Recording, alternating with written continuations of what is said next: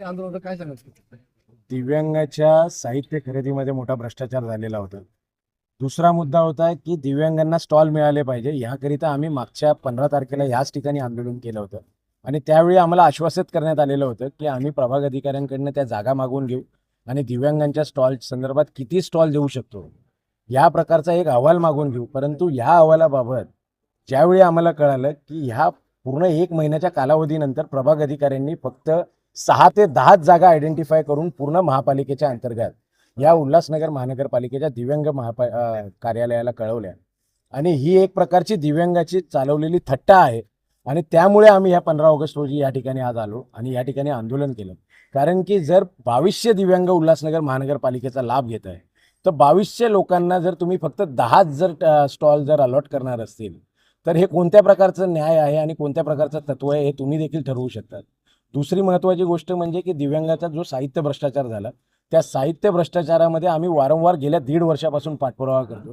1.5 वर्षापासून आमची मागणी होती की त्याच्यामध्ये कारवाई झाली पाहिजे. मागे देखील आम्हाला 15 दिवसापूर्वी सांगितलं की आम्ही 11 दिवसामध्ये अहवाल सादर करतो. काल देखील रात्री 9:30 वाजता आम्हाला पत्र मिळालेलं आहे की तुम्ही आंदोलन करू नका.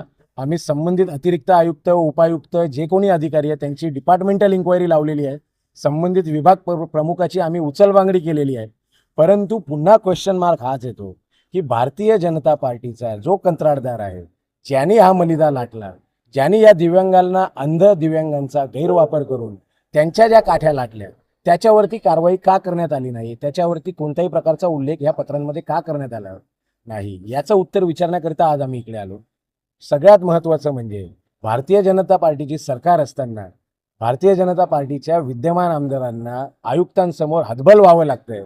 तर यावरूनच लक्षात येतं की एकीकडे दिव्यांगांच्या हक्काचा मलिदा लाटायचा आणि दुसरीकडे आमदार देखील हतबल होऊन आयुक्तांसमोर जर अशा गयावया करत असेल, तर सरकारपर्यंत या आमदारांचा आवाज जावा. त्यामुळे आज आम्ही सगळे दिव्यांग मंडळी इथे एकजुटलो आहे आणि दिव्यांगांनी हा आवाज सरकारपुढे कसा जाता येईल याकरिता या ठिकाणी आंदोलन केलं. अधिकाऱ्यांनी पुन्हा 15 दिवस मागितलेले आहे. 15 दिवसामध्ये दिव्यांग काठी भ्रष्टाचार जो आहे, त्या काठी भ्रष्टाचारामधले डिपार्टमेंटल इन्क्वायरी पूर्ण होऊन शासनाकडे ते निर्गमित करणार आहे कारवाईकरिता. दुसरी महत्त्वाची बाब म्हणजे ज्या स्टॉलच्या संदर्भामध्ये निर्णय घेण्यात येणार आहे, तर त्यांनी आम्हा दिव्यांगांनाच आव्हान केलेलं आहे की तुमच्या आसपासच्या परिसरामध्ये ज्या ज्या ठिकाणी तुम्हाला जागा आढळून येत आहे त्याची एक तुम्ही यादी बनवा.